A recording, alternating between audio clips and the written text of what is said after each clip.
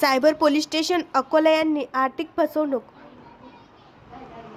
20,22,290 रुपये गुन्ह्यामधील आरोपीला संभाजीनगर, महाराष्ट्र येथून ताब्यात घेण्यात आले.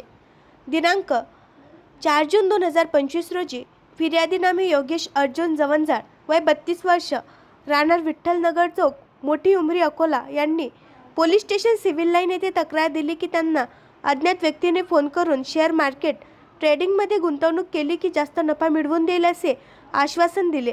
त्यानंतर फिर्यादी यांनी अज्ञात व्यक्तीवर विश्वास ठेवून त्याच्या सांगण्याप्रमाणे एकूण 20,22,290 रुपये रकमेची गुंतवणूक केली.